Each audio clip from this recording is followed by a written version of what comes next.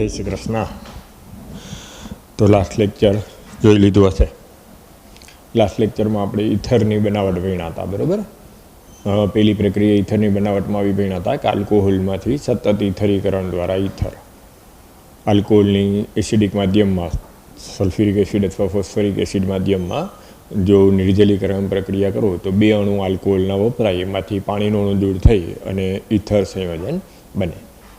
પણ એ પદ્ધતિની આપણે મર્યાદા એવી ભણ્યા હતા કે જનરલી SN2 ક્રિયાવિધિને અનુસરે, એટલે પ્રાથમિક આલ્કાઇલ ધરાવતા સંમિતીય અથવા સાદા ઇથર બનાવવા હોય તો એ પ્રક્રિયા વધારે ઉપયોગી થાય. અસંમિતીય ઇથર લેવું હોય, બનાવવું હોય જો પ્રોડક્શન દરમિયાન, તો જનરલી એ પ્રક્રિયાનો ઉપયોગ ના થાય. ઉપરાંત જો તૃતીય આલ્કાઇલ શૃંખલા ધરાવતો આલ્કોહોલ લીધો હોય તો નિર્જલીકરણ પ્રક્રિયા એટલે કે વિલોપન પ્રક્રિયા થઈને આલ્કીન બને, ઇથર સંયોજન ના બને. એટલે આમ એ મર્યાદાઓને ધ્યાનમાં લઈને આપણે ત્યાર પછી બીજી પ્રક્રિયા ભણ્યા હતા, વિલિયમસન સંશ્લેષણ ઇથરની બનાવટ માટે. તો એમાં આપણે એવું ભણ્યા હતા કે સાદા અને મિશ્ર એટલે કે સંમિતીય અને અસંમિતીય બંને પ્રકારના ઇથર બનાવવા માટે આ વિલિયમસન સંશ્લેષણ પદ્ધતિ ઉપયોગમાં લઈ શકાય. એ પણ મોસ્ટલી SN2 ક્રિયાવિધિને અનુસરે, એટલે પ્રાથમિક હેલાઇડ માટે ઉત્તમ પ્રક્રિયા થાય. દ્વિતીય હેલાઇડ માટે મિશ્ર નિપજ મળે, આલ્કીન પણ મળે અને ઇથર પણ મળે. અને તૃતીય હેલાઇડ લઈ અને જો હું કેન્દ્રાનુરાગી વિસ્થાપન પ્રક્રિયા સોડિયમ આલ્કોક્સાઇડ સાથેની કરું તો સોડિયમ આલ્કોક્સાઇડનો આલ્કોક્સાઇડ આયન પ્રબળ બેઝ તરીકે વર્તે કેન્દ્રાનુરાગી આયનને બદલે અને નિપજ મુખ્યત્વે આલ્કીન જ આપે. એટલે જ્યારે તૃતીયક આલ્કાઇલ શૃંખલા ધરાવતા ઇથર બનાવવા હોય ત્યારે જનરલી હેલાઇડ તૃતીયક ના લેવામાં આવે, પણ આલ્કોહોલનો જે સોડિયમ ક્ષાર આપણે લેતા હોય એ તૃતીયક આલ્કાઇલ શૃંખલાવાળો લઈ અને એની પ્રાથમિક હેલાઇડ સાથેની પ્રક્રિયા કરી અને વિલિયમસન સંશ્લેષણ પદ્ધતિ દ્વારા ઇથર બનાવી શકાય. ક્લિયર? તો આખું તમે જોઈ લીધું હશે, કન્સેપ્ટ ક્લિયર કરી લીધો હશે. હવે અહીંથી આપણે આગળ ઇથરની રાસાયણિક પ્રક્રિયાઓમાં વધવાનું છે. ઇથરના ભૌતિક ગુણધર્મો મેં તમને લાસ્ટ લેક્ચરમાં ભણાવી દીધા હતા. તો હવે આજે ઇથરની રાસાયણિક પ્રક્રિયાઓમાં આગળ વધીએ. આલ્કોહોલની સરખામણીએ ઇથર છે એ નિષ્ક્રિય ગણાય, કારણ કે આલ્કોહોલની મુખ્યત્વે સક્રિયા છે એ OH બંધની ધ્રુવીયતાને કારણે અને એને મુખ્યત્વે એસિડિક સ્વભાવને કારણે જોવા મળે. જ્યારે ઇથરમાં છે ROR બંધારણ, એટલે એમાં OH સમૂહ નથી. OH સમૂહ નથી એટલે જે સોડિયમ ધાતુ સાથેની અથવા તો ધાતુ સાથેની પ્રક્રિયા છે, એસિડિક સ્વભાવ ધરાવતી પ્રક્રિયા છે, ઓક્સિડેશન જેવી પ્રક્રિયાઓ છે, એવું સામાન્ય સંજોગોમાં ઇથર દર્શાવતું નથી. કેન્દ્રાનુરાગી વિસ્થાપન પ્રક્રિયાઓ જે આપણે આલ્કોહોલની જોઈ શકીએ એવી ઇથર સંયોજનમાં સામાન્યતઃ આવી કોઈ પ્રક્રિયાઓ જોવા મળતી નથી. એટલે આલ્કોહોલની સરખામણીએ ઇથરની પ્રક્રિયાઓ ઓછી હોય એટલે ઓછા પ્રતિક્રિયાત્મક કહેવામાં આવે. આ સોડિયમ સાથેની અથવા તો ધાતુ સાથેની પ્રક્રિયા છે એ તમે આલ્કોહોલ અને ઇથરની ભેદદર્શક પ્રક્રિયામાં લઈ શકો. કે મેં એમ કીધું હોય કે એક સંયોજન CN H2n+2O અણુસૂત્ર ધરાવે છે. આ અણુસૂત્ર ધરાવતું સંયોજન સોડિયમ ધાતુ સાથે પ્રક્રિયા કરતું નથી અને એ પ્રોડક્ટ વિશેની આગળ માહિતી આપી હોય તો તમારે પહેલાં તો CN H2n+2O લો એટલે તમે મને 2 શક્યતાઓ કહી શકો કે સર એક આલ્કેનોલ હશે અને એક ઇથર હશે, કારણ કે આ અણુસૂત્ર 2 સંયોજનો સાથે સંકળાયેલું થાય. હવે જો આલ્કેનોલ હોય તો સોડિયમ ધાતુ સાથેની પ્રક્રિયા આપી શકે, ઇથર છે એ સોડિયમ ધાતુ સાથેની પ્રક્રિયા ના આપી શકે. એટલે અહીંથી તમારે જે આગળ વધવાનું આવે ઇથરની પ્રક્રિયાને અનુલક્ષીને આગળ વધવાનું આવે. એટલે આવી રીતના ક્યારેક ક્વેશ્ચનમાં આ કન્સેપ્ટનો ઉપયોગ કરે તો યાદ રાખવાનું કે આલ્કેનોલ છે અથવા તો આલ્કોહોલ અને ફિનોલ છે એ સોડિયમ ધાતુ સાથે પ્રક્રિયા દર્શાવી શકે, પણ ઇથર છે એ સોડિયમ ધાતુ સાથે પ્રક્રિયા દર્શાવતું નથી. ક્લિયર? શું કામે કે સોડિયમ ધાતુ સાથેની પ્રક્રિયા એ આલ્કોહોલ અથવા ફિનોલનો કયો સ્વભાવ દર્શાવે? તો આપણે એવું ભણ્યા હતા એસિડિક સ્વભાવ દર્શાવે. તો આલ્કોહોલ અને ફિનોલમાં OH બંધ છે, ઇથરમાં OH સમૂહ નથી, પરિણામે એ એસિડિક જે પ્રક્રિયાઓ આલ્કોહોલ કે ફિનોલની હોય એ પ્રક્રિયાઓ ઇથર દર્શાવી શકતું નથી. પણ આમ છતાંય ઇથર સંપૂર્ણપણે નિષ્ક્રિય નથી.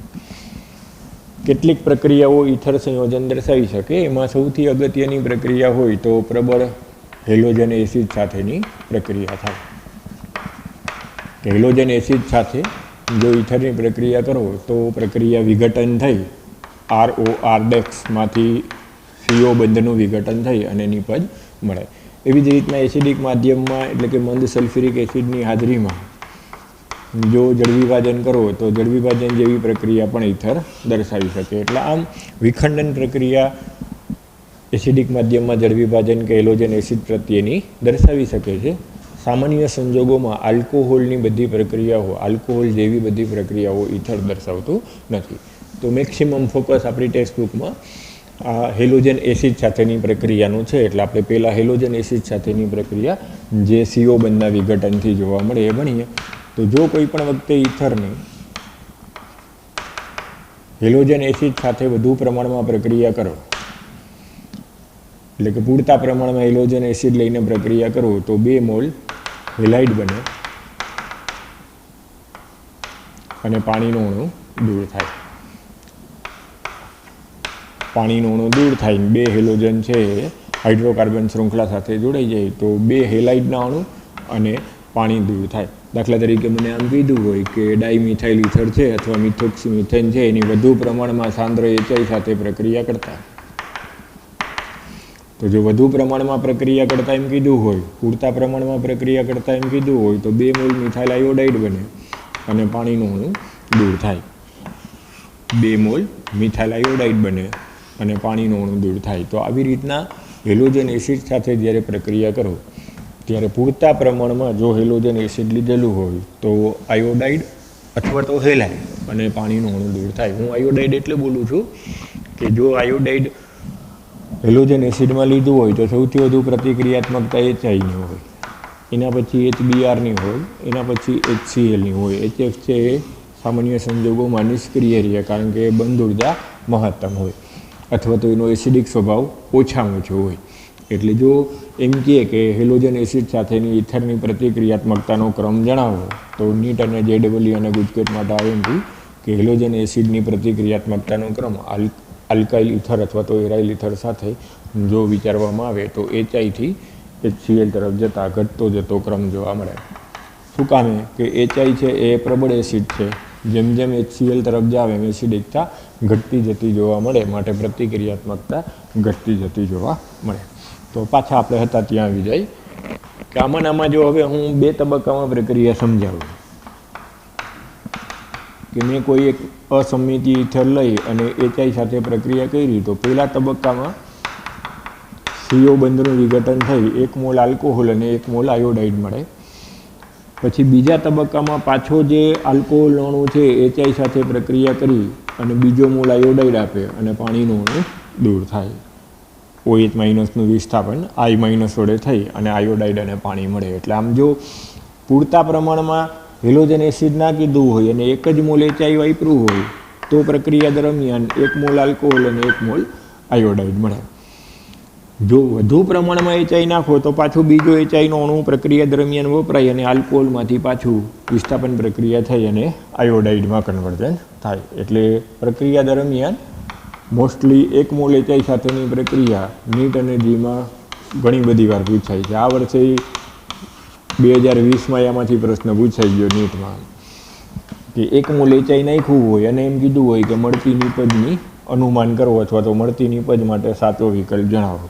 તો જો 1 મોલ HI કીધું હોય તો 1 અણુ આલ્કોહોલનો મળે અને 1 અણુ આયોડાઇડનો મળે.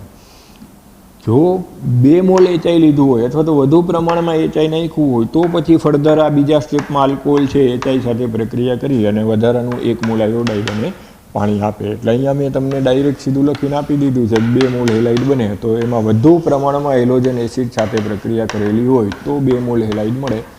જો 1 જ મોલ HI અથવા તો HX હેલોજન એસિડ નાખેલું હોય એટલે કે મર્યાદિત પ્રમાણમાં નાખેલું હોય તો આ પહેલી પ્રક્રિયાને અનુસરવાનું આવે. અને મુખ્યત્વે મોટે ભાગે તમને જે કોમ્પિટિટિવ એક્ઝામમાં MCQ પૂછાય છે એ 1 મોલ HI વાળી પ્રક્રિયાના વધારે પૂછાય છે. એટલે એને વ્યવસ્થિત રીતના સમજીને તૈયાર કરવાનું. હવે જ્યારે આવી રીતના મિશ્ર ઈથર આપ્યું હોય અને આપણને પ્રક્રિયા કરવાનું કહીએ કે 1 મોલ HI સાથેની પ્રક્રિયાથી મળતી નિપજ જણાવો, ત્યારે એ જે નિપજ મળે એનો આધાર આ જે મિશ્ર ઈથર છે એની આલ્કાઇલ શૃંખલા ઉપર રહેલો હોય. ઉદાહરણથી આપણે સમજીએ કે ધારો કે મારી આગળ મિથોક્સી ઇથેન છે,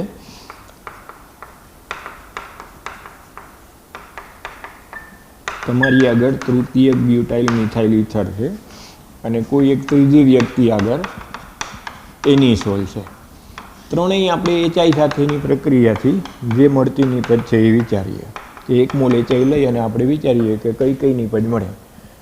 તો કોઈ વ્યક્તિ એમ કહે કે સર ઇથાઇલ આયોડાઇડ મળશે અને મિથેનોલ મળશે. કોઈ વ્યક્તિ અહીંયાથી બંધ તોડીને એમ કહે કે સર ઇથેનોલ મળશે અને મિથાઇલ આયોડાઇડ મળશે. સમજાય જ મારી વાત હું શું બોલું છું? કે આ પ્રક્રિયામાં બે વ્યક્તિ જુદી જુદી નિપજ કહી શકે. કોઈ આ સીઓ બંધને તોડીને એમ કહે કે સર ઇથાઇલ આયોડાઇડ અને મિથેનોલ મળશે. કોઈ આ બંધ તોડીને એમ કહે કે સર મિથાઇલ આયોડાઇડ અને ઇથેનોલ મળશે. તો બે પ્રોડક્ટ બની શકે, કારણ કે અત્યારે આપણે જે લખ્યું છે એ પ્રમાણે તો 1 મોલ આલ્કોહોલ ને 1 મોલ હેલાઇડ મળે. તો હવે આમાંથી કઈ નિપજ મળે એનો આધાર આલ્કાઇલ શૃંખલાને આધારે એ કઈ ક્રિયાવિધિને, વિસ્થાપનની કઈ ક્રિયાવિધિને અનુસરે છે એના ઉપર રહેલો છે. એટલે હવે આપણે આખું મિકેનિઝમથી આ પ્રશ્નનો જવાબ આપવો પડે. એટલે હવે આપણે મિકેનિઝમથી સમજીએ કે કઈ નિપજ મળશે. તો સૌથી પહેલું તો પહેલા તબક્કામાં જ્યારે એચઆઈ સાથે પ્રક્રિયા થાય ઇથરની, ત્યારે ઇથરનો ઓક્સિજન છે એ લુઈસ બેઝ તરીકે વર્તે. એની આગળ બંધકારક ઇલેક્ટ્રોન યુગ્મ છે, પરિણામે એચઆઈમાં રહેલા પ્રોટોનને આકર્ષે. પ્રોટોન આકર્ષાય એટલે હવે જે પ્રોડક્ટ બને એ અવી બને.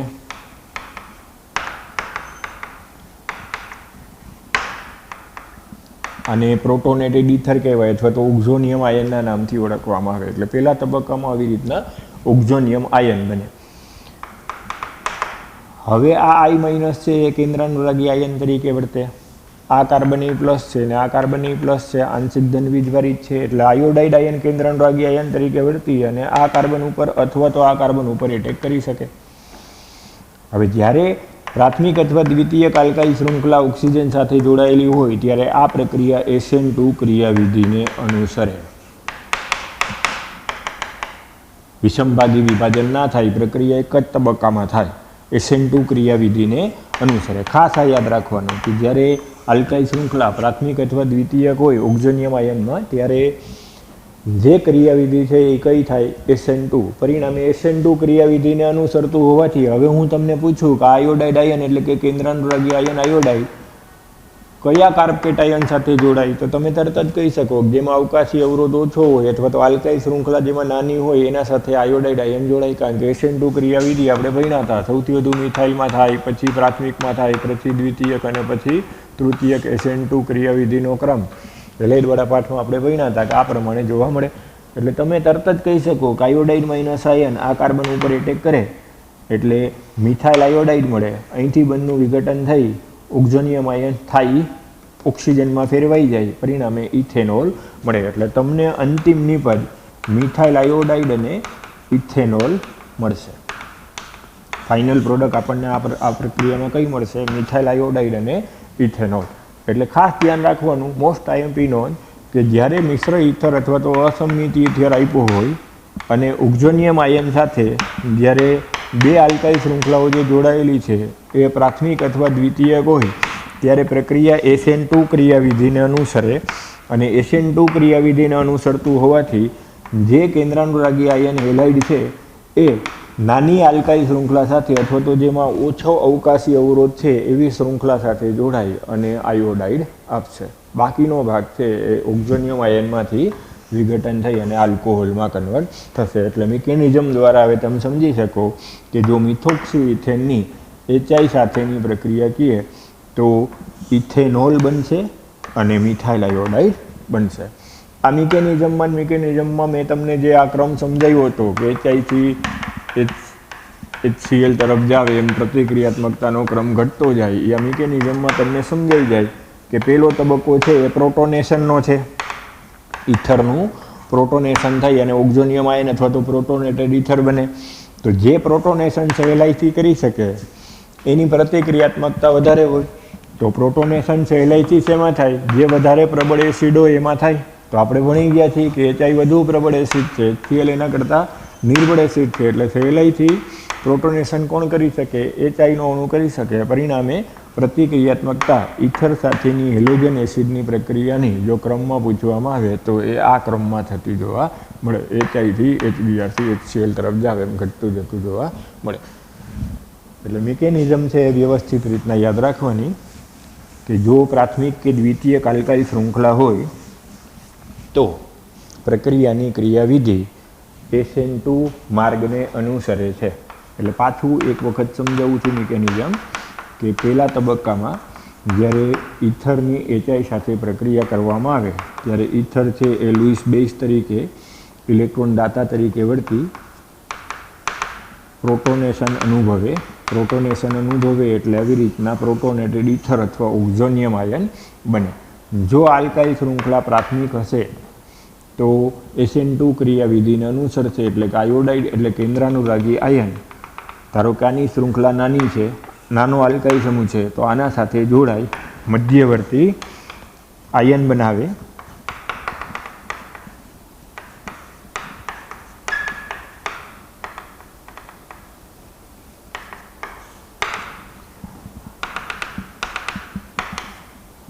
હવે આ પ્રોટોનેટેડ ઇથર અથવા તો ઓક્ઝોનિયમ આયન અસ્થાયી હોવાથી બંધનું વિઘટન થઈ આલ્કોહોલ બને અને એક અણુ આયોડાઇડનો મળે. એટલે આમ આખી પ્રક્રિયા દરમિયાન SN2 ક્રિયાવિધિના મિકેનિઝમને અનુસરી અને કેન્દ્રાનુરાગી આયન નાની આલ્કાઇલ શૃંખલા અથવા તો ઓછો અવકાશીય અવરોધ હોય એ હાઇડ્રોકાર્બનના કાર્બ કેટાયન ઉપર કેન્દ્રાનુરાગી હુમલો કરી અને આયોડાઇડ અને અન્ય ભાગ આલ્કોહોલમાં કન્વર્ઝન પામે. એટલે આખી પ્રક્રિયાની ક્રિયાવિધિમાં કઈ ક્રિયાવિધિને જ્યારે પ્રાથમિક અને દ્વિતીય આલ્કાઇલ શૃંખલા હોય ત્યારે અનુસરવાનું તો SN2 ક્રિયાવિધિને અનુસરવાનું. એટલે જે પહેલી પ્રોડક્ટ મેં આવી હતી કે મિથાઇલ ઇથાઇલ ઇથર હોય અથવા તો મિથોક્સી ઇથેન હોય એની 1 મોલ HI સાથેની પ્રક્રિયાથી મળતી નિપજ જણાવો તો તમે શું કહેશો?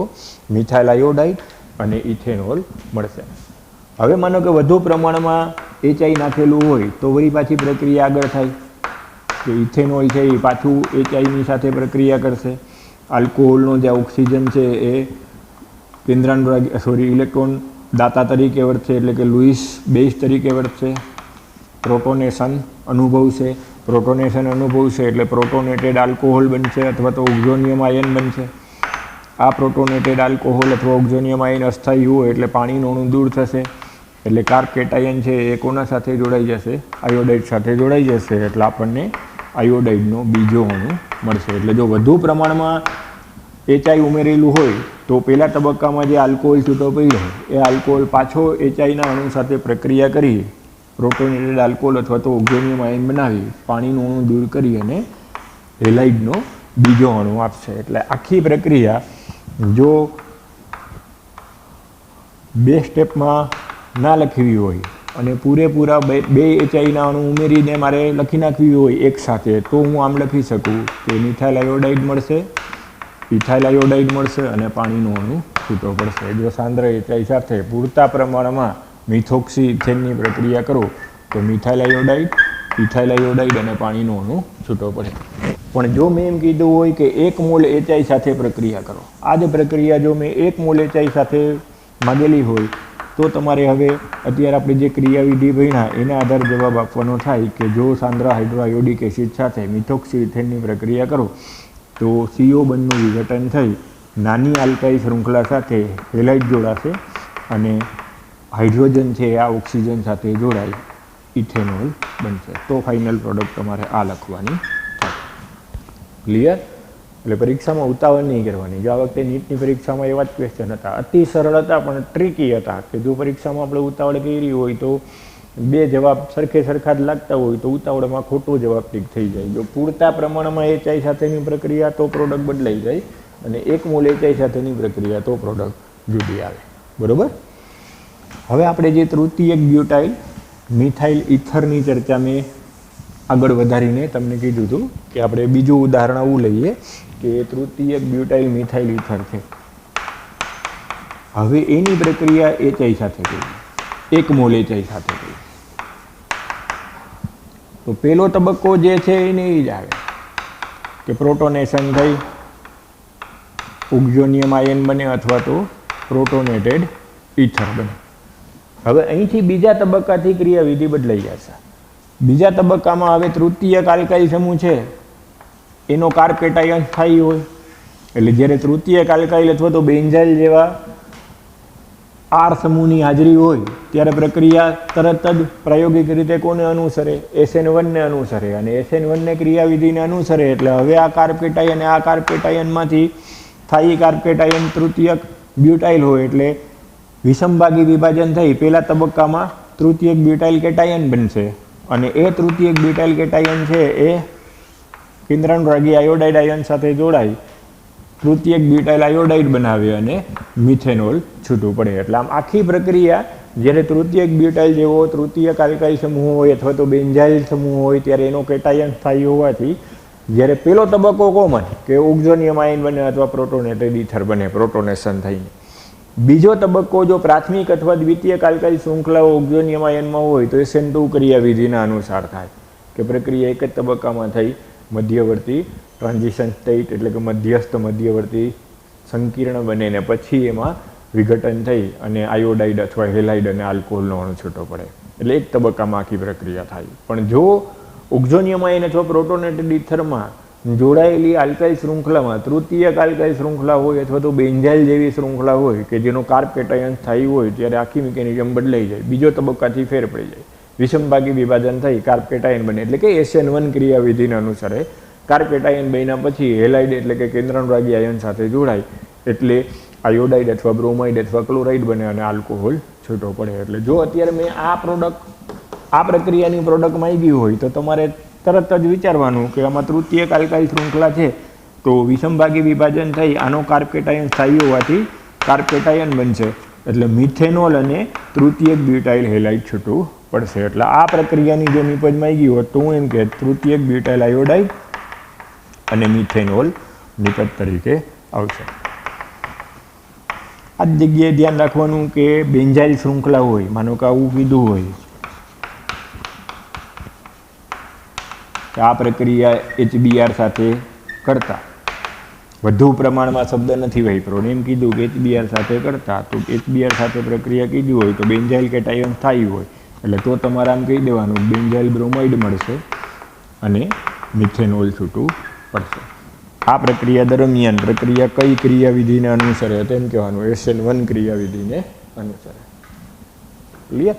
ટેક્સ્ટબુકમાં બહુ સરસ રીતના સમજાવ્યું છે, ક્રિયાવિધિ સહિત સમજાવ્યું છે એટલે ઝડપથી જે તમને હેલાઇડવાળો પાર્ટ સમજાઈ ગયો હોય અને આપણે જે સામાન્ય રસાયણ વિજ્ઞાન કાર્બનિકનું 11મામાં ભણ્યા હતા જો એ થોડું ઘણું વ્યવસ્થિત રીતના સમજાણવું હોય તો આ બધું ન ભણાવ્યું હોય તો એ આવડે.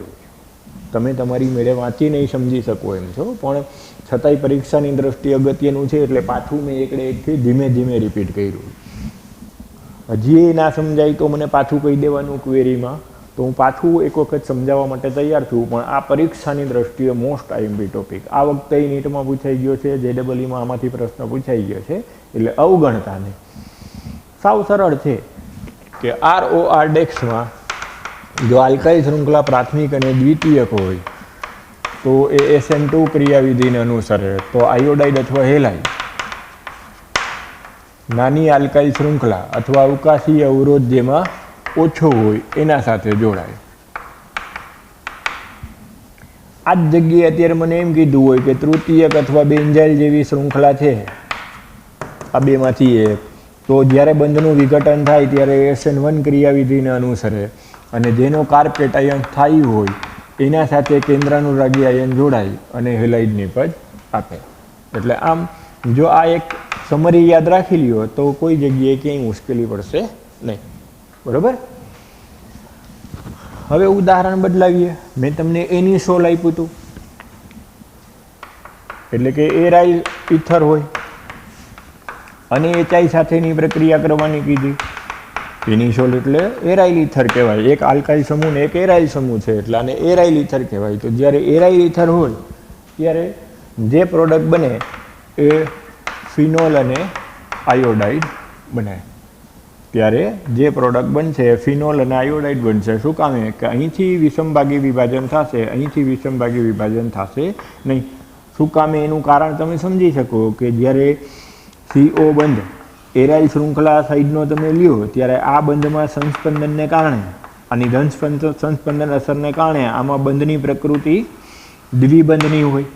દ્વિબંધની પ્રકૃતિ હોય એટલે આ બંધ વધુ પ્રબળ હોય. ઉપરાંત કાર્બનનું સંકરણ આ બાજુ sp2 છે, આ બાજુ sp3 છે, એટલે sp2 સંકરણને કારણે પણ આ બંધ લંબાઈ ટૂંકી હોય. બંધ વધુ ધ્રુવીય હોય એટલે બંધ મજબૂત હોય. બંધ મજબૂત હોય પરિણામે આ બંધનું વિષમભાગી વિભાજન થાય નહીં, અથવા તો અહીંથી કેન્દ્રાનુરાગી વિસ્થાપન પ્રક્રિયા મુશ્કેલીથી થાય. આ વિઘટન પ્રક્રિયા નહીં થાય. એની સરખામણીએ આ sp3 સંકરણ ધરાવતા કાર્બન અને ઓક્સિજન વચ્ચેનો બંધ છે એ સહેલાઈથી તૂટી જાય. આ ઇલેક્ટ્રોન યુગમાં આ બાજુ સંસ્પંદનમાં વપરાતું નથી, એટલે આ બંધ છે એ પ્રમાણમાં આની સરખામણીએ નિર્બળ છે. આની સરખામણીએ બંધ નિર્બળ છે એટલે જ્યારે એરાઇલ આલ્કાઇલ ઇથર હોય ત્યારે જે બંધ તૂટશે એ કયો તૂટશે? ઓક્સિજન અને આલ્કાઇલ શૃંખલા વચ્ચેના કાર્બનનો બંધ તૂટશે. પરિણામે જ્યારે હેલોજન એસિડ સાથે પ્રક્રિયા કરી ત્યારે આની સાથે કેન્દ્રાનુરાગી આયન આયોડાઇડ અથવા તો હેલાઇડ જોડાય અને આલ્કાઇલ હેલાઇડ અને ફિનોલ અથવા તો એરોમેટિક જે સમૂહ છે એની સાથેનો OH ધરાવતી નિપજ મળશે. એટલે જો મને એમ કીધું હોય કે એની સોલની HI સાથેની પ્રક્રિયાથી મળતી નિપજ જણાવો, તો 1 મોલ HI સાથે જ્યારે એની સોલની પ્રક્રિયા કરો ત્યારે ફિનોલ બનશે અને મિથાઇલ આયોડાઇડ બનશે. બીજી રીતના સમજાવવું હોય તો આમે સમજાવી શકો કે ફિનાઇલ કેટાયન છે અસ્થાયી હોય. ફિનાઇલ કેટાયન અસ્થાયી છે એટલે પરિણામે તેની મિથાઇલની સરખામણીએ ફિનાઇલ કેટાયનની સ્થિરતા ઓછી હોય. પરિણામે ત્યાંથી બંધનું વિઘટન થશે નહીં, અહીંથી વિઘટન થશે. પણ ટેક્સ્ટબુકમાં આપણને બંધ ઉર્જાના આધારે, બંધ લંબાઈના આધારે સમજાવ્યું છે, તો આપણે એના આધારે સમજાવવાનું કે ભાઈ જ્યારે એરાઇલ આલ્કાઇલ ઇથર છે ત્યારે આ CO બંધઈ તૂટી શકે અને આ CO બંધઈ તૂટી શકે, પરંતુ પ્રેક્ટિકલી કયા બંધનું વિખંડન થાય? એલિફેટિક શૃંખલા ધરાવતા હાઇડ્રોકાર્બનવાળા ભાગનું ઓક્સિજન સાથેનો જે બંધ છે એનું વિખંડન સહેલાઈથી થાય. પરિણામે કેન્દ્રાનુરાગી આયન એના સાથે જોડાય ફિનોલિક સંયોજન અને આયોડાઇડ, આલ્કાઇલ આયોડાઇડ અથવા તો આલ્કાઇલ હેલાઇડ આપશે. વાય તો એ આપણને બહુ સરસ રીતના સમજાવ્યું છે કે સંસ્પંદનમાં ઓક્સિજનનું ઇલેક્ટ્રોન યુગ્મ વપરાય, ધન સંસ્પંદન અસર દર્શાવે, પરિણામે આમાં દ્વિબંધની પ્રકૃતિ આવે, બંધ લંબાઈ ટૂંકી બને, બંધ વધુ પ્રબળ બને.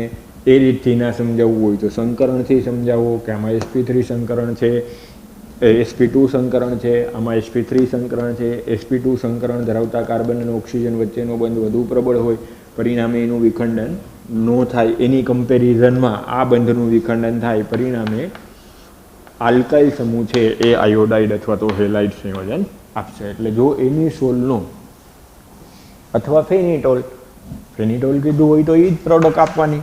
એમ કીધું હોય કે એની સોલ કે ફેનિટોલની HIના 1 મોલ સાથે પ્રક્રિયા કરતા તો હાઇડ્રોઆયોડિક એસિડના 1 મોલ સાથે પ્રક્રિયા કરો તો હવે પ્રોડક્ટ ફિનોલ અને મિથાઇલ આયોડાઇડ બનશે.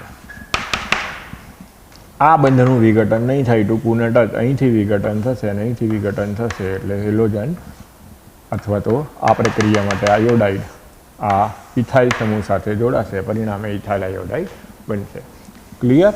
નીટમાં આવો પ્રશ્ન હતો, આ ટાઈપનો પ્રશ્ન હતો. તો આમાં તમારો જવાબ શું આપવાનો રહીએ? એક પ્રોડક્ટ ફિનોલ બનશે અને એક પ્રોડક્ટ આલ્કાઇલ આયોડાઇડ બનશે.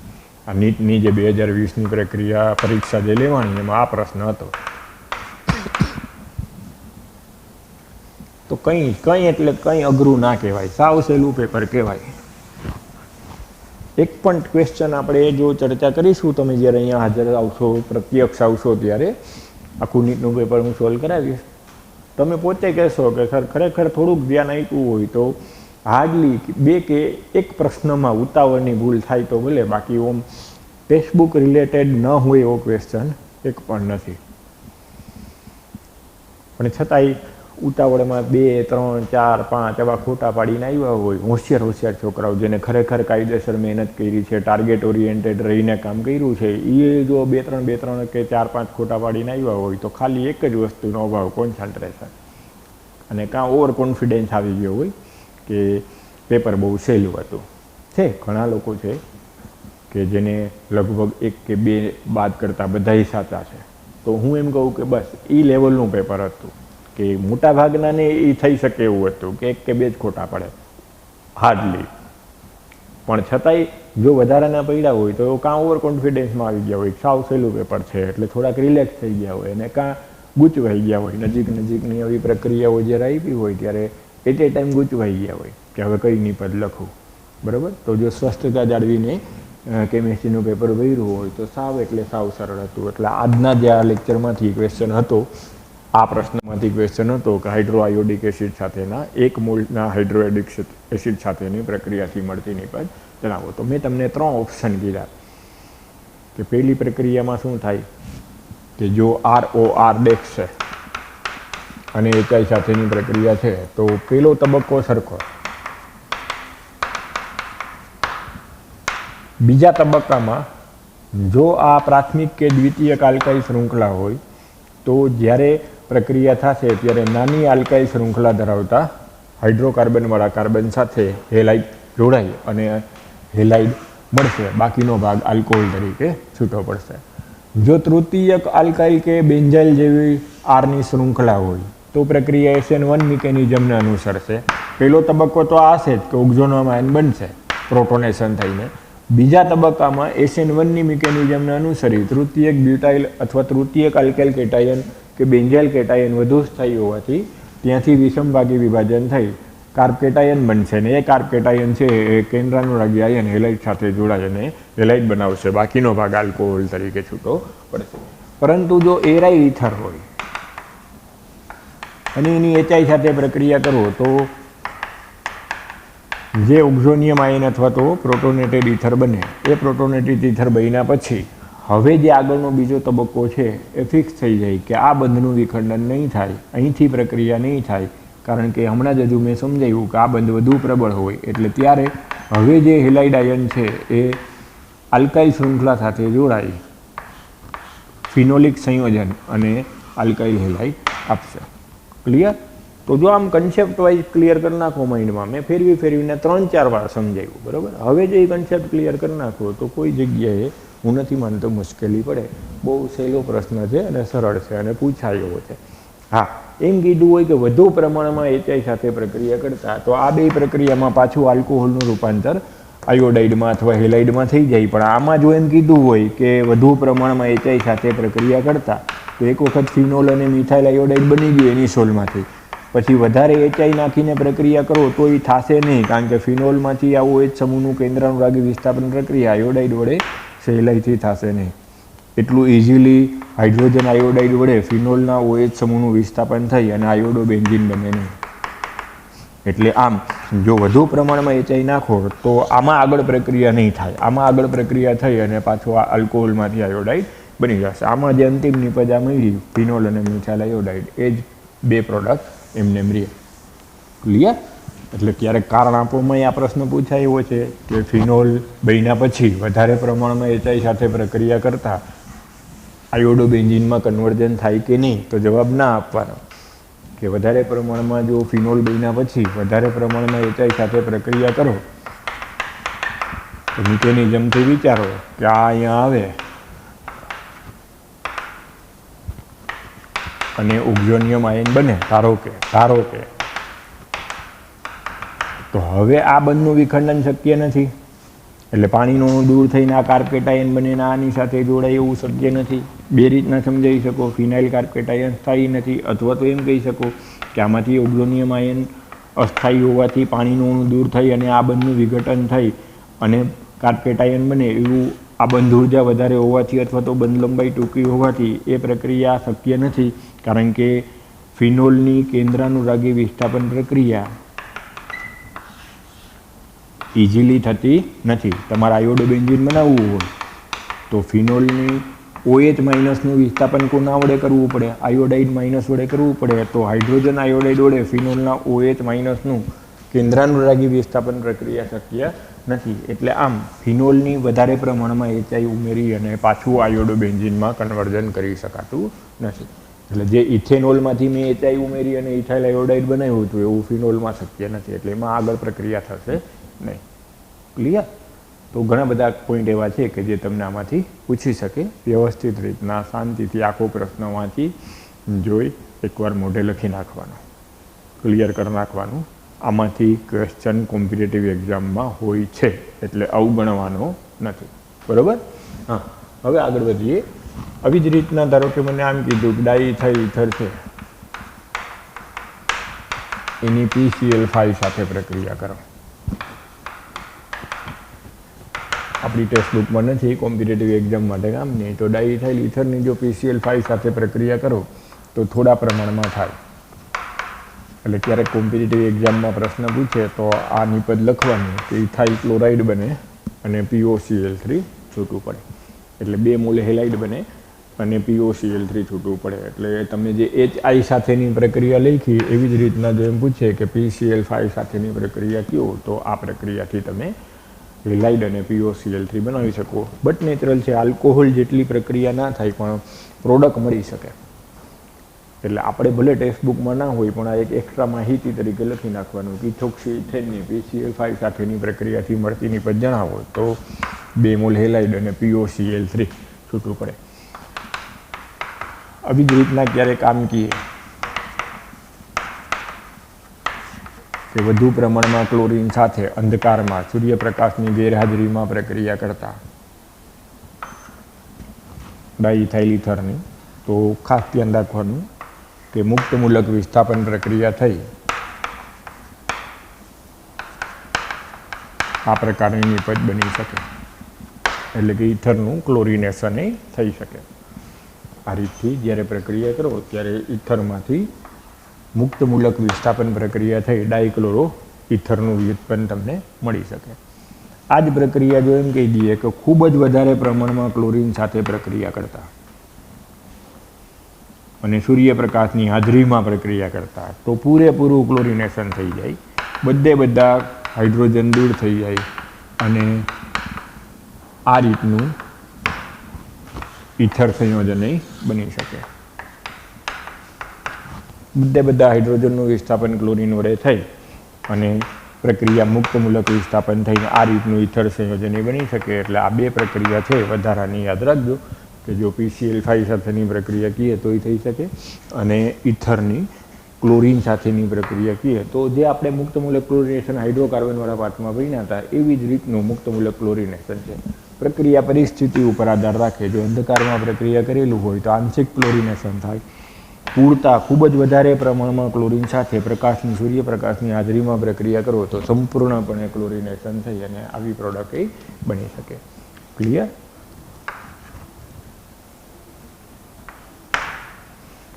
એવી જ રીતના ક્યારેક એમ કહી દઈએ કે ઇથરનું જળ વિભાજન એસિડિક માધ્યમમાં સમજાવો. આ ટેક્સ્ટ બુકમાં નથી, વધારાની પ્રક્રિયા તરીકે તમને લખાવું છું કે ઇથરનું એસિડિક માધ્યમમાં જળ વિભાજન સમજાવો. તો ધારો કે મને ડાઇથાઇલ ઇથર આપ્યું છે અને એમ કીધું કે એનું એસિડિક માધ્યમમાં જળ વિભાજન સામાન્ય તાપમાને અને દબાણે સમજાવો. તો જો ઇથરનું જળ વિભાજન કરો તો કોમન સેન્સ છે, બહુ સહેલાઈથી આવડી જાય એવું છે કે આલ્કોહોલના 2 અણુ મળે, ઇથેનોલના 2 અણુ મળે. રિવર્સ પ્રોસેસ છે. આનાથી ઊંધી પ્રોસેસ આપણે લાસ્ટ લેક્ચરમાં ભણ્યા હતા કે ઇથેનોલના 2 અણુમાંથી પાણીનું અણુ દૂર કરો, ઇથેનોલના 2 અણુમાંથી એસિડિક માધ્યમમાં નિર્જલીકરણ કરો તો ઇથર બને. ઇથરનું પાછું એસિડિક માધ્યમમાં જળ વિભાજન કરો તો પાછું આલ્કોહોલના 2 અણુ છૂટા પડે. એટલે ઇથરનું જળ વિભાજન કરતાં આલ્કોહોલના પુનઃ 2 અણુ પ્રાપ્ત થાય. એટલે ક્યારેક એવું કહી દઈએ કે મિથાઇલ ઇથાઇલ ઇથરની સલ્ફ્યુરિક એસિડની હાજરીમાં જળ વિભાજન પ્રક્રિયા કરતા તો એક અણુ મિથેનોલ બને અને એક અણુ ઇથેનોલ બને.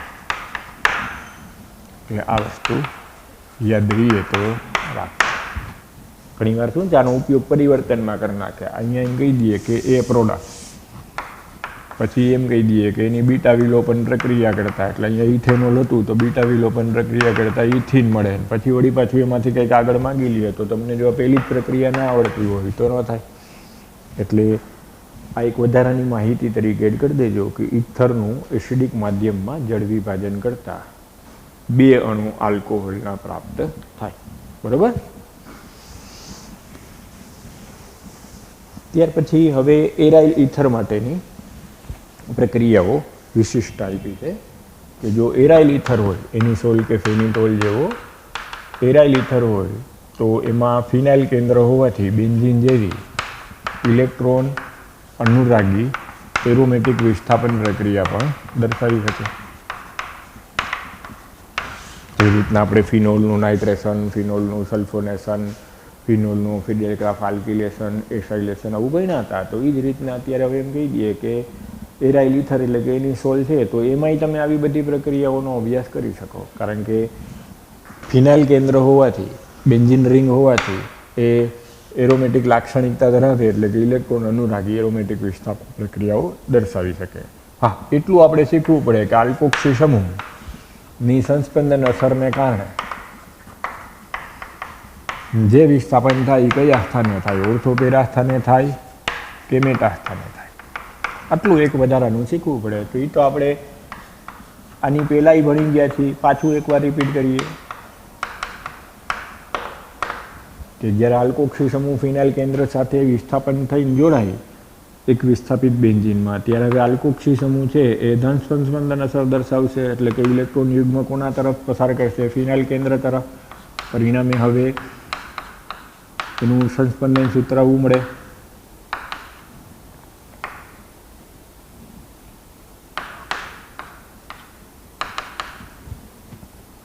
ફરી પાછું સંસ્પંદન સૂત્ર ડિલોકલાઇઝેશન એટલે કે વિસ્થાપન આગળ થાય ઇલેક્ટ્રોન યુગ્મનું, પરિણામે નવું સંસ્પંદન સૂત્ર આવું મળે. ડિલોકલાઇઝેશન આગળ થઈ સંસ્પંદન સૂત્ર ફરી પાછું નવું આ ટાઈપનું મળે.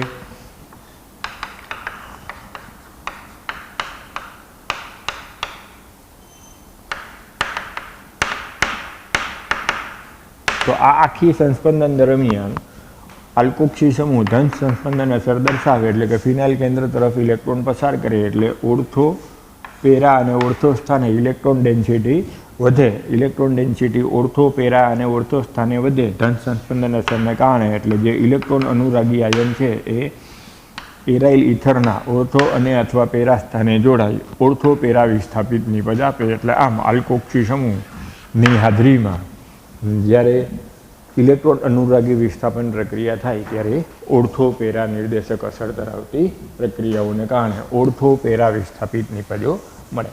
તો આમ બે વસ્તુ આમાંથી શીખવાની કે આલ્કોક્સી સમૂહ એરાઇલ ઇથરમાં રહેલો આલ્કોક્સી સમૂહ બેન્ઝીનની પ્રતિક્રિયાત્મકતામાં વધારો કરે છે, એટલે સહેલાઈથી ઇલેક્ટ્રોન અનુરાગી વિસ્થાપન પ્રક્રિયાઓ જોવા મળે છે. અને સેકન્ડ કે બીજી વિસ્થાપન પ્રક્રિયા છે એ ઓર્થો અને પેરા સ્થાનમાં થઈ ઓર્થો પેરા વિસ્થાપિત નિપજ મળશે, જેમાં મહત્તમ પેરાની નિપજ વધુ સ્થાયી હોવાથી વધારે પ્રમાણમાં મળે, ઓર્થોની નિપજ ઓછા પ્રમાણમાં મળે. ક્લિયર? તો વધારો મને એમ કહી દઈએ કે એની સોલનું બ્રોમિનેશન પ્રક્રિયા કરો. તો એની સોલની બ્રોમિનેશન પ્રક્રિયા જો કરવી હોય તો બ્રોમિન સાથે FeBr3 ઉદ્દીપકની હાજરીમાં કરવી પડે. પણ એની સોલનો મિથોક્સી સમૂહ બેન્ઝીનની પ્રતિક્રિયાત્મકતામાં વધારો કરતું હોવાથી એસિટિક એસિડ જેવા માધ્યમમાં જો બ્રોમિનેશન કરો તોય પ્રક્રિયા થઈ જાય, તમારે FeBr3 લેવાની જરૂર નહીં. પ્રતિક્રિયાત્મકતા બેન્ઝીન કરતાં વધારે હોવાથી એની સોલની જ્યારે તમે બ્રોમિનેશન પ્રક્રિયા કરો ત્યારે જો એસિટિક એસિડ જેવું માધ્યમ લઈને કરો તો એ ઓર્થોબ્રોમો એનિસોલ અને પેરાબ્રોમો એનિસોલનું મિશ્રણ મળી જાય. એમાંથી મહત્તમ નિપજ પેરાની મળે. એટલે કે આ નિપજ વધુ પ્રમાણમાં મળે, આ નિપજ અલ્પ પ્રમાણમાં મળે. આ જ જગ્યાએ જો એમ કહી દઈએ બ્રોમિન જળ સાથે પ્રક્રિયા કરતા તો જે રીતના આપણે ફિનોલમાં લખતા હતા એ જ રીતના આમાં લખી નાખવાનું કે 2,4,6 ટ્રાઇબ્રોમો એનિસોલ મળે.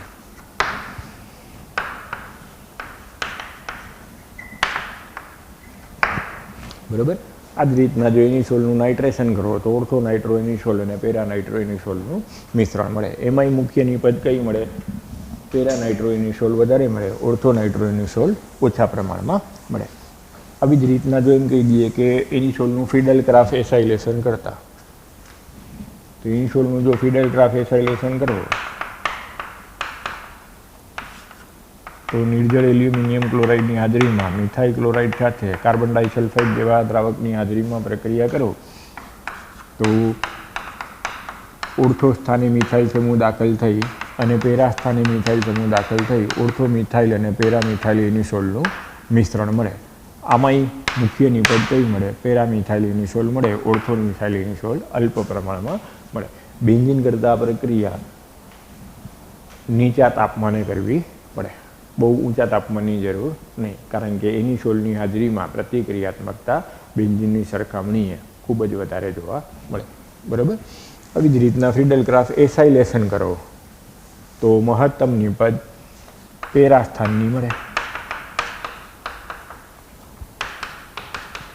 જો ફ્રીડલ ક્રાફ્ટ એસાઇલેશન એટલે એસેટાઇલ ક્લોરાઇડ અથવા તો એસિટિક એનહાઇડ્રાઇડ લઈ અને એનિસોલની પ્રક્રિયા કરી હોય તો ઓર્થો સ્થાને અવકાશી અવરોધ વધી જાય, એટલે ઓર્થો સ્થાનની નિપજ અત્યંત અલ્પ પ્રમાણમાં મળે, મહત્તમ નિપજ પેરા સ્થાનની મળે. એટલે જો એમ કહી દઈએ કે એનિસોલની ફ્રીડલ ક્રાફ્ટ એસિટાઇલેશન પ્રક્રિયા સમજાવો અથવા એનિસોલની મેજર એલ્યુમિનિયમ ક્લોરાઇડ ઉદ્દીપકની હાજરીમાં એસેટાઇલ ક્લોરાઇડ અથવા એસિટિક એનહાઇડ્રાઇડ સાથેની પ્રક્રિયાથી મળતી નિપજ આપો તો મુખ્ય નિપજ તમારે આ આપવાની.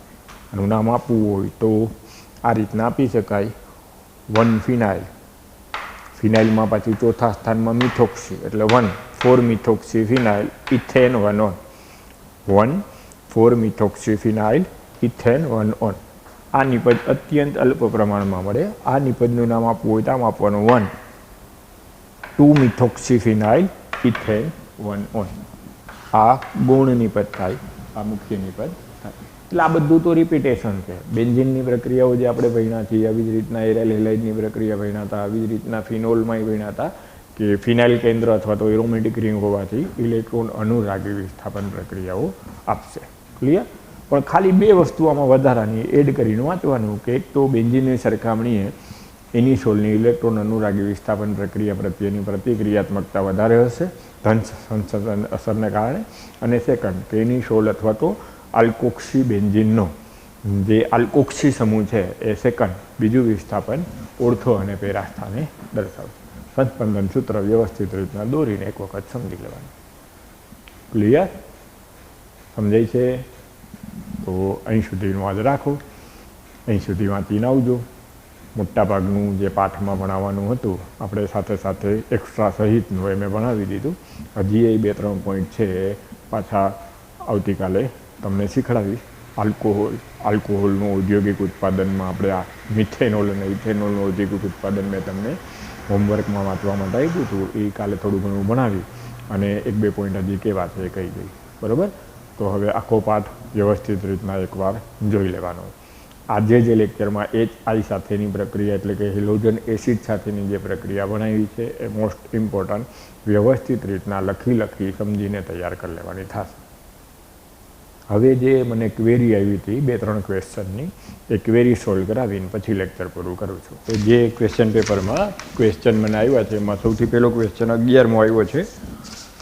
11મા ક્વેશ્ચનમાં આમ હતું, ફિનોલ અને બેન્ઝોઇક એસિડના મિશ્રણને ખાલી જગ્યા દ્વારા અલગ પાડી શકાય. તો એમાં જવાબ એ આવે. કીમાં ભૂલ છે, બી થઈ ગયો છે તે મેં સુધાર લીધો છે. સોડિયમ બાયકાર્બોનેટ અથવા સોડિયમ કાર્બોનેટ વડે જુદા પાડી શકાય. ફિનોલ છે એ સોડિયમ કાર્બોનેટ સાથે પ્રક્રિયા ના આપે અથવા સોડિયમ બાયકાર્બોનેટ સાથે પ્રક્રિયા ના આપે જ્યારે બેન્ઝોઇક એસિડ આપે. બરાબર? ત્યાર પછી 14મો ક્વેશ્ચન ઘણા લોકોએ પૂછેલો છે.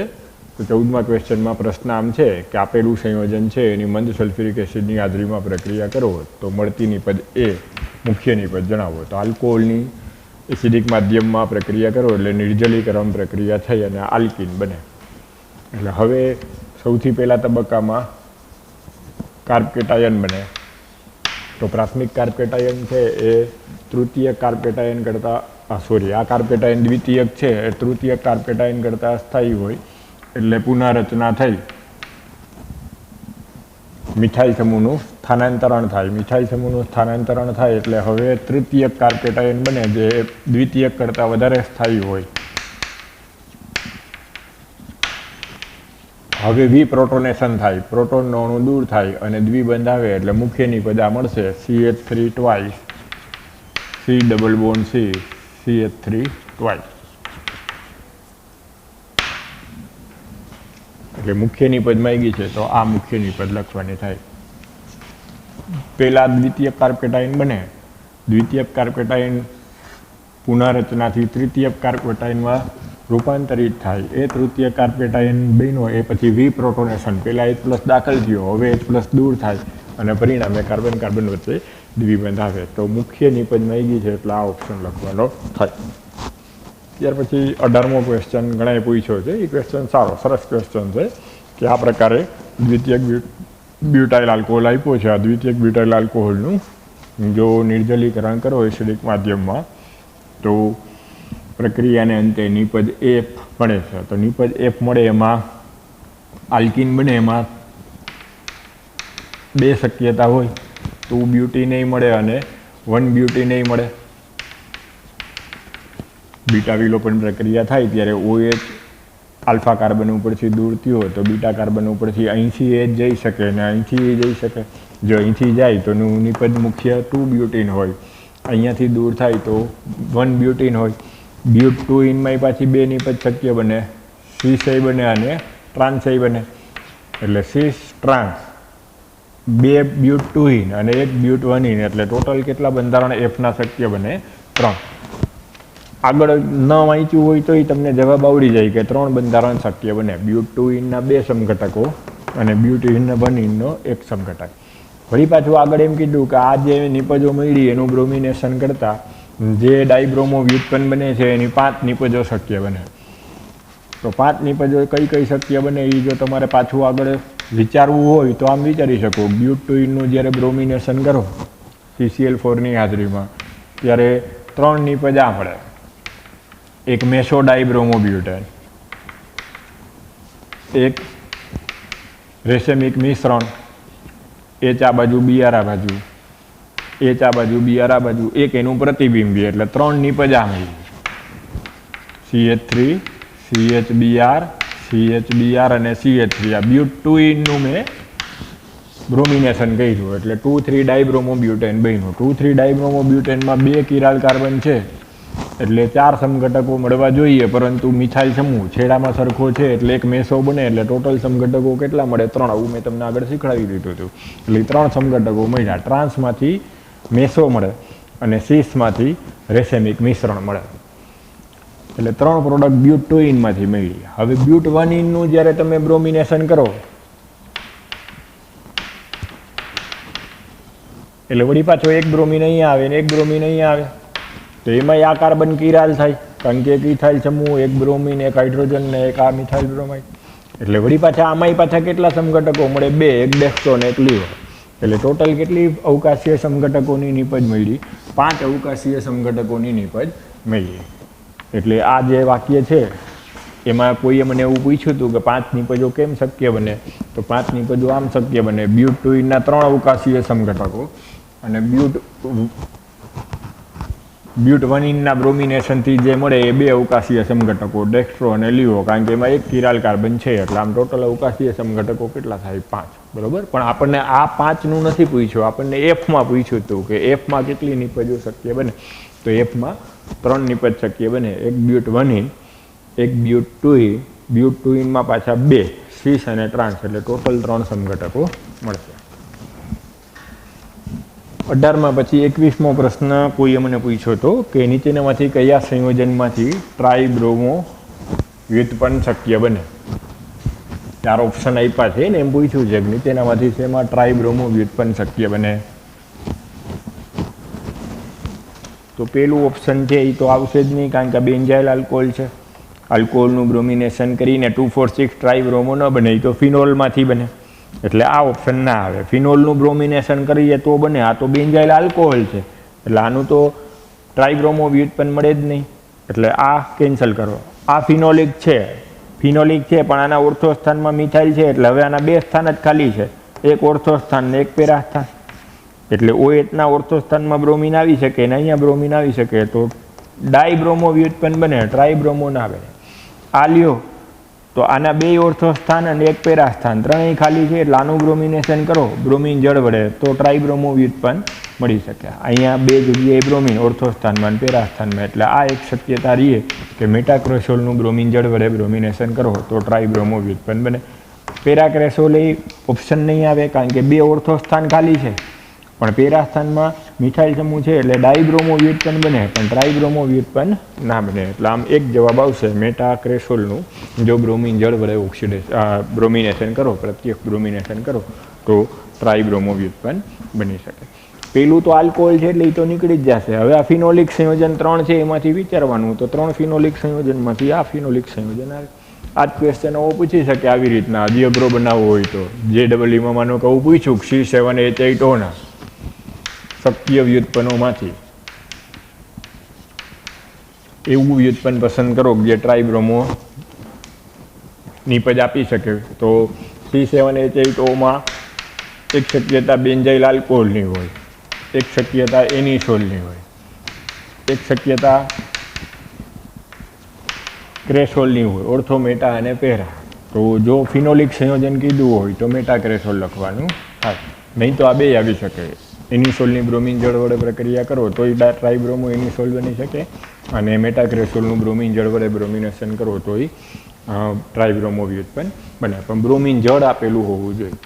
ઇનિસોલમાં જો પાછું એમ આપી દઈએ બ્રોમિનનું એસિટિક એસિડમાં બનાવેલું દ્રાવણ, તો પાછું આપણે હમણાં જ હજી ભણ્યા હતા ઓર્થોબ્રોમો ઇનિસોલ અને પેરાબ્રોમો ઇનિસોલ મળે. પણ જો એમ કીધું હોય આમાં ફિનોલિક વ્યુત્પન્ન, તો પછી આ એક જ જવાબ લખવાનો થાય. એટલે જો પ્રશ્ન મારે પૂછવો હોય તો આમ પૂછું C7H8O અણુસૂત્ર ધરાવતું સંયોજન છે જે સોડિયમ ધાતુ સાથે પ્રક્રિયા કરે છે. સોડિયમ ધાતુ સાથે પ્રક્રિયા કરે છે એમ કહી દીધું એટલે એનિસોલ નીકળી જાય, કારણ કે ઇથર છે એ સોડિયમ મારે પ્રક્રિયા ના કરે, તો પછી ફાઇનલ આન્સર તમારા એક જ આપવાનો રહીએ કે મેટાક્રેસોલ આવશે. કારણ કે આ એક જ ઓર્થો અને પેરાક્રેસોલમાં ટ્રાઇબ્રોમો વ્યુત્પન્ન નહીં મળે. મેટાક્રેસોલ એક જ એવું છે કે જેમાં ત્રણેય સ્થાન ખાલી છે બ્રોમિનેશન માટે, એટલે આ એક સંયોજન મેટાક્રેસોલ ટ્રાઇબ્રોમો વ્યુત્પન્ન આપી શકશે.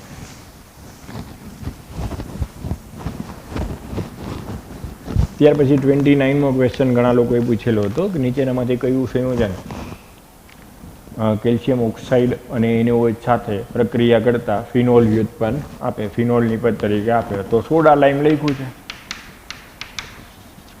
કોસ્ટિક સોડા અને લાઇમસ્ટોન એટલે NaOH અને CaO સાથેનું મિશ્રણ થયું તો સોડા લાઇમ એટલે ડીકાર્બોક્સિલેશન થાય. તો ડીકાર્બોક્સિલેશનથી ફિનોલ કોણ આપે? તો આન્સર તમને હવે આવડી જવું જોઈએ. સેલિસિલિક એસિડનું ડીકાર્બોક્સિલેશન કરો એટલે કાર્બન ડાયોક્સાઇડ નીકળી ગયો, એટલે હવે જે મળતી નિપજ છે ફિનોલ હોય. એટલે સેલિસિલિક એસિડનું ડીકાર્બોક્સિલેશન ક્વેશ્ચન નંબર 29માં પૂછ્યું છે. પણ આમ થોડુંક ઊંધું પૂછ્યું છે કે નીચેનામાંથી કોના ડીકાર્બોક્સિલેશનથી ફિનોલ મળે. અને ડીકાર્બોક્સિલેશન આમ ડાયરેક્ટ ના કીધું, એમ કીધું કે કેલ્શિયમ ઓક્સાઇડ અને NaOHના મિશ્રણ સાથેની પ્રક્રિયાથી કોણ ફિનોલ આપે. તો તમને આમ આઈડિયા આવી જવું જોઈએ કે કોની સાથેની પ્રક્રિયા છે? સોડા લાઇમ. સોડા લાઇમ સાથે ગરમ કરતાં કાર્બોક્સિલિક એસિડનું ડીકાર્બોક્સિલેશન થઈ જાય, CO2નો અણુ દૂર થઈ જાય. તો સેલિસિલિક એસિડનું જો ડીકાર્બોક્સિલેશન કરી નાખો તો ફિનોલ મળે. હજી મારા આમાં અઘરું બનાવવું હોય તો હું એમ કહી દઉં સેલિસિલિક એસિડ આપી દઉં, પછી એમ કહી દઉં ડીકાર્બોક્સિલેશનથી A નિપજ મળે, અને પછી ઝીંક સાથે ગરમ કરતાં B નિપજ મળે. તો B નિપજ કઈ હોય? તો હવે તમને આવડી જવું જોઈએ, બેન્ઝીન હોય. કારણ કે પહેલાં સેલિસિલિક એસિડનું ડીકાર્બોક્સિલેશન કરો એટલે ફિનોલ મળે, અને ફિનોલની ઝીંક ધાતુ સાથે પ્રક્રિયા કરો એટલે ફિનોલમાંથી બેન્ઝીન મળે. એટલે ફાઇનલ પ્રોડક્ટ જો આવું મેં પૂછ્યું હોત તો કયો જવાબ આવે? બેન્ઝીન. બરાબર. ત્યાર પછી ઘણાએ 38 નંબરનો ક્વેશ્ચન પૂછ્યો છે. 38 નંબરનો ક્વેશ્ચનમાં આન્સરમાં ભૂલ છે, મેં સુધારી લીધી છે. એટલે એમાં આન્સર ખોટો આપ્યો છે, કીમાં એ સુધારી લીધો છે. 38 નંબરના ક્વેશ્ચનમાં તમારે આન્સર બી કરી નાખવાનો, 2 ફિનાઇલ 2 પ્રોપેનોલ. બ્રોમોબેન્ઝીનની મેગ્નેશિયમ સાથેની પ્રક્રિયાથી A નિપજ મળે છે, એની એસિટોન સાથે પ્રક્રિયા કરી અને જળ વિભાજન કરો તો તૃતીયક આલ્કોહોલ બનશે. એ તૃતીયક આલ્કોહોલ 2 ફિનાઇલ 2 પ્રોપેનોલ હશે. અને એક 40મો ક્વેશ્ચન ઘણાએ પૂછ્યો છે, તો 40મો ક્વેશ્ચન તમને ઓલિફિન એટલે શું કદાચ એ ભૂલાઈ ગયું હોય તો ન આવ્યો હોય. ઓલિફિનિક બંધ એટલે મેં તમને આની પહેલાં જ્યારે હાઇડ્રોકાર્બનવાળો પાર્ટ સમજાવ્યો ને ત્યારે કીધું હતું, ઓલિફિનિક બંધ એટલે દ્વિબંધ થાય અને એ આલ્કિન કહેવાય.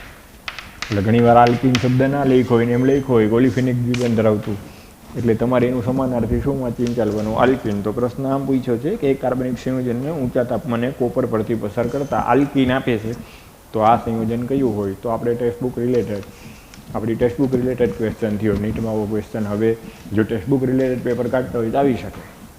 તો કયું આલ્કોહોલ આવે? તૃતીયક આલ્કોહોલ. આપણે કોપર ધાતુ સાથેની પ્રક્રિયા ઓક્સિડેશન વખતે ભણ્યા હતા. તો પ્રાથમિક આલ્કોહોલનું કોપર ધાતુ સાથે પ્રક્રિયા કરું તો આલ્ડીહાઇડ બને. ધાતુની હાજરીમાં ડિહાઇડ્રોજિનેશન થઈ આલ્ડીહાઇડ બને. દ્વિતીયક આલ્કોહોલમાંથી કીટોન બને અને તૃતીયક આલ્કોહોલમાં ડિહાઇડ્રોજિનેશનને બદલે નિર્જલીકરણ થઈ અને આલ્કીન બને, એટલે આમાં જવાબ તૃતીયક આલ્કોહોલ આવે. ક્લિયર? તો હવે આના સિવાયના જો કંઈ ક્વેશ્ચન હોય તો તમે મને પર્સનલી મારા વોટ્સઅપ નંબર ઉપર મોકલી દેજો, એ શીખડાવી દઈશ. કોમન જેટલા મને આવ્યા હતા એટલા મેં તમને કહી દીધા, બરાબર. એમાં 11મું અને 38મા ક્વેશ્ચનમાં મેં આન્સર સુધારી લીધો છે, એટલે હવે તમારે જે માર્ક છે એ સુધરી ગયા. એના સિવાયના જે તમારા ખોટા પડ્યા હોય એ જોઈ લેવાના, બરાબર. આવતીકાલે આપણે પાછા અહીંથી આગળ વધશું. ઇથેનોલ અને મિથેનોલના ઉત્પાદનની પ્રક્રિયાનો ઉપયોગિતાનો ટોપિક જે મેં વાંચવા માટે આપ્યો તો એ કાલ વાંચીને તૈયાર રાખજો. એ ભણશું અને પોલીહેલોજન સંયોજનમાંથી 1-2 સંયોજન જે બાકી હતા એ હું કાલ ભણાવી દઈશ, બરાબર. તો જય શ્રી કૃષ્ણ.